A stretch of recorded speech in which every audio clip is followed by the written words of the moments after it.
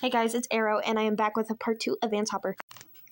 You pass out on your bed by the time you wake up, it feels like a nasty fever dream. If not for the dirt on your shoes and the scribbles in your notebook, you'd think that it was. Every time you caught movement in your peripheral vision or saw a shadow across the room, you feared you might once again be face to face with his mangled, blood-covered visage. But as the day went on, you started to doubt yourself. You couldn't tell anyone, of course. They'd think you were crazy. Your parents were disappointed that you missed another day of school, and now that you've had a whole day to rest, they told you that you absolutely can't miss school tomorrow. Maybe you dreamt it all. Maybe you were so tired that you fell asleep in class and had a bad dream, and your outburst upon waking was why you were kicked out. It seems silly that you could remember the boy so vividly, and yet you were doubting yourself. It was your mind's desperate attempt to reconcile what it knew, ghosts weren't real, of course they weren't, with what you just saw. And by the end of the day, you were sure the whole thing was just some elaborate fabrication brought on by fatigue. In just one day, the boy had gone from a very real threat to a passive fear, like when you watch a really scary movie and you know it's not real, but you can't help but wonder if something's lurking in the dark anyway. The first night is always the worst. Then, once you make it through safe and sound, the second is a little better. Soon you'll wonder why you were ever scared at all. It'll be the same here. Only you'll have to make it through the night as well as that first school day. You only made a fool of yourself in one class. At least, maybe after history was over, you'd find some real friends in one of your other classes. You just need something to help you get through the day. Maybe it was a book you read, or a movie you watched, or someone's online video. But you remember hearing that objects of personal significance could warn monsters and malicious spirits away if you held them close and focused on them. That's what you needed, then. Your special charm. The talisman. Oh god, ow. It had to be something you could bring to school without looking weird for it, so no stuffed animals. A keychain could work, but it'd be better to have something you could wear instead of stuffing it in your pocket. You rifle through your jewelry and pull out an old favorite necklace, one that you haven't worn in a while, but was special to you. You slip it over your head and feel its weight against your sternum, small but noticeably there. If you were frightened, you'd focus on it, close your eyes, and get back to reality. Sure, the whole concept seemed far-fetched, but there were only two possibilities here. One, ghosts weren't real and you were just imagining things, in which case the necklace would harmlessly help you get through the day. Or two, ghosts were real, and if that's the case, the magical wards may as well be real too.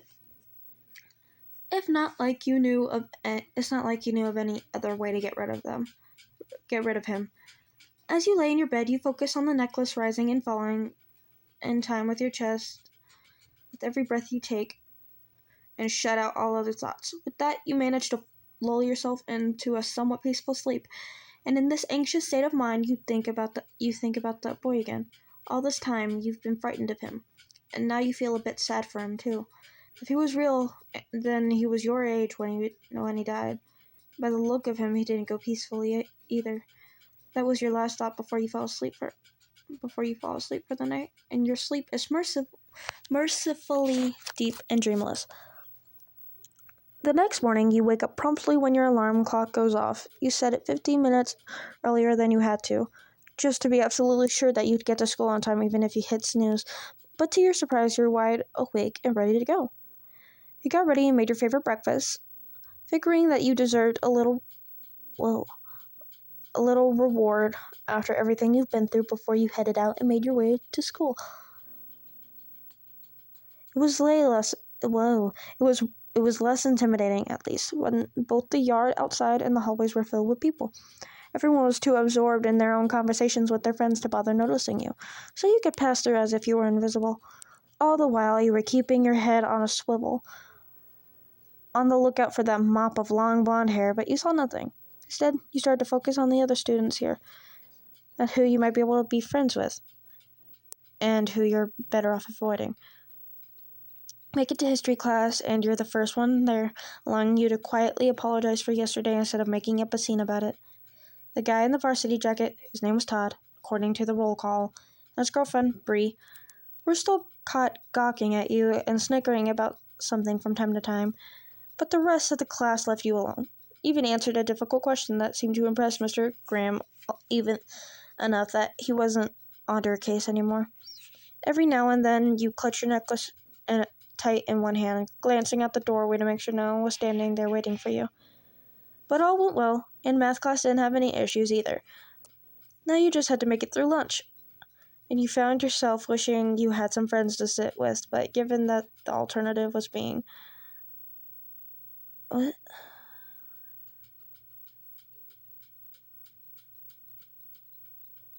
I don't get it. Anyway. Once you make it through the cafeteria line and take your unappetizing-looking square slice of pizza, the apple slices on the sides, as they say it's naturally balanced, you'll find a spot at an empty table to sit at. Maybe you should just pack your own lunch from now on, you think, as you take a bite of your pizza. Eating alone sucks, so you finish as quickly as you possibly can and decide to make your way to the library and study until it's time for English. The library is the one place where you can sit quietly alone without being judged too harshly for it. On the way to the library, you feel a hand on your back and almost jump out of your skin, but you turn around and... It's Todd? Sorry, I didn't mean to scare you. Todd says. You feel anger rising within you, like something hot in your chest. Todd and his stupid girlfriend have already managed to make you feel out of place here, and you want to tell him where he can shove it. But when you speak, a quiet and meek, "It's okay," is all that comes out. Good. Have you met Bree? He says. Turn around, and there she is. No, you say. I mean, hi, I'm Wyan. Wyan, it's so nice to meet you, Fry says with a big, friendly smile. I'm so sorry about history class. We were being douchebags. I've never moved school, so I didn't even think of how hard it would be. Oh, thanks, you say, but there's something a little off about her demeanor. These two are still making fun of you this morning. Come on, walk with us, Todd says. They're flanking you on either side like hungry wolves. You go along with them, figuring you didn't have many other options. So, what was that about yesterday in class? Bree asks. What do you mean? You say, trying to play dumb about the whole thing. I was just tired, is all. You seemed really upset about something. Did Theo actually say something to you? I hate that little creep. Bree says. No, it's all right. You say. Bree leans in real close and whispers, You didn't see the ghost, did you? Your face goes pale. You can hear Todd chuckling. There's no such thing as ghosts. Oh, dang it, wrong voice. Okay, there's no such thing as ghosts, you say. Oh, yeah, there is. Here, anyway, Bree says, her voice quieting down to a whisper. My sister went here a few years ago. Said that there was this kid in freshman year who'd always flip out about the ghosts. It got so bad his parents eventually made him move schools. Sounds crazy, you say. Unconsciously, you've started clutching your necklace again, and you see Bree look down at it. It's not just that. Stuff goes missing here sometimes. Beakers get smashed, papers spill all over the place. There was even a fire once, and no one ever figured out who started it. Dang it, that was Todd! That was Todd, dang. I'm sorry, I'm gonna redo that. It's not just that. Stuff goes missing here sometimes. Beakers get smashed, papers spilled all over the place. There was even a fire once, and no one ever figured out who started it, Todd says. There's a moment where a stupid thought goes through your head. That maybe these two really do believe in the Phantom of North Denver High, and you can confide in them. Maybe even be real friends. You let go of your necklace, and Bree cuts that train of thought off pretty fast. I love your necklace. You weren't wearing it yesterday, were you? She says. No, I hadn't unpacked it yet, Eli. No way in hell you're telling her about the talisman just yet. Not until you know she's friendly. Cool, she says. Let me see. You say, stopping in your tracks. Come on. Starting screensaver. I didn't ask you. Come on, she says, holding out her hand. Sorry, it's really special to me. I don't usually take it off when I'm not at home. You say, don't be such a baby, she says, rolling her eyes. I just want to see how it looks on me.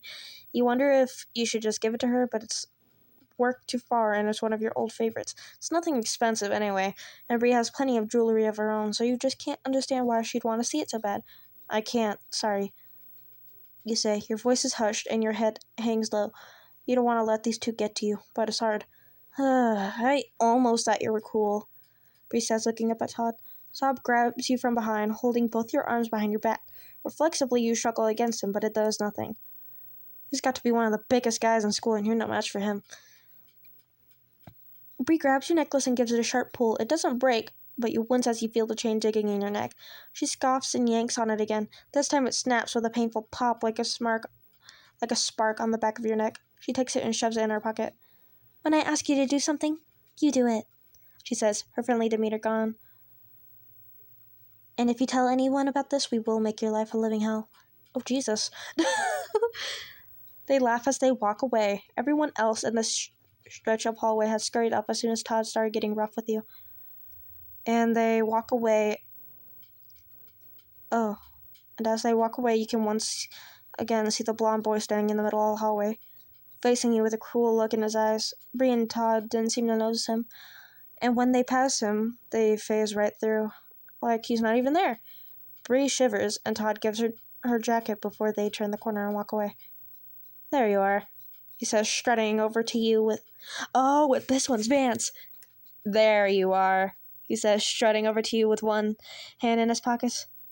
And here I thought you already pussied out. He couldn't find you until now. That means the talisman actually worked, and you just lost it to Bree and her hulk of a boyfriend.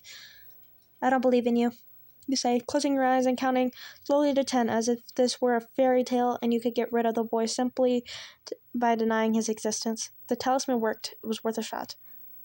You better get believing, he says. You open your eyes and he's still there, now standing closer to you than he's ever been. At this distance, you can't help but notice how nice he looks. Oh my god, no! And you shake your head to clear your mind of those intrusive thoughts. Who gives a damn about our jawline? He's an evil spirit come to haunt you specifically, and you have no idea why you're the only unlucky one that gets to see him. What do you want? You say. You want to harass me until I change schools like that other kid? The boy stops and blinks. What other kid? Bree said some guy saw a ghost a few years ago and it got so bad that he left. The boy pauses, his brow wrinkled like he's trying really hard to remember. He mutters a few words under his breath to help jog his memory, but it still comes so empty. No, she must have been bullshitting, he says, but he still holds up his forehead like nothing's wrong. Holds a hand up to his forehead. Okay. And the fire? Did you start the fire? You say, and now he has both hands on his forehead, teetering around like he's coming off of a bad hangover. What? Don't you remember? Enough! He yells, teeth bared. You swear you can see... Oh... You swear you could see tears welling up in his eyes. Can ghosts even cry? There's no time to ponder that question before he reaches out to grab your wrist, and to your shock, and his, judging by the look on his face, he does. His hand doesn't phase through you. You feel his icy cold fingers wrapped around your wrist. But although he's trying to squeeze tightly, his grip is too soft to so much as leave any marks on your skin, let alone bruise you. How? He says, his tough guy attitude giving way to something else, something strangely vulnerable. I don't know, you stammer. Because you don't. How the hell would you know better than he does? You're not the ghost. His response is soft, almost too soft to hear amidst the distant murmurings of other students down the hall, but you could just make out his words. Oh, make out his words. You're warm. His voice favors as he looks at your hand with wide eyes as he lets go of your wrist. Oh, I can't. This is cute. Trailing his fingers up across your open palm and lingering there for a while as he's about to take your hand in his. And you're cold, you think, but you don't say it. In a way, it seems rude to say it. He squeezes his eyes shut, lips pursed, as he takes 2 large steps back from you. It's strange that you can't hear the clap of his boots against the tile floor, but you can tell he's trying to stomp them anyway. What are you? What are you, some kind of witch?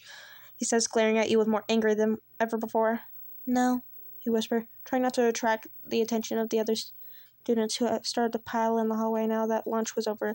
Class was about to start up again. I swear I'm not.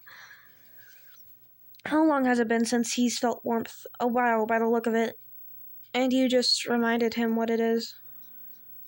What he's been missing all these years as a ghost. Maybe he was used to being cold. And now, as to be painfully aware of it again. Being dead doesn't seem easy, but you'd have more consideration for him if he weren't intent on making your life harder as well. Get out of my school, he says, his fists clench. Get out or I'll wreck you, I swear to God. But despite his aggressive words, he's the one who runs off this time. Phasing through a few students as he does, they all stop and look at each other, marking that the air conditioner must be set too high again before they move on without a care in the world. How nice it must be not to have a care about any of this. The next time you see him, it's the end of the day, and you've just put everything in your locker before going home.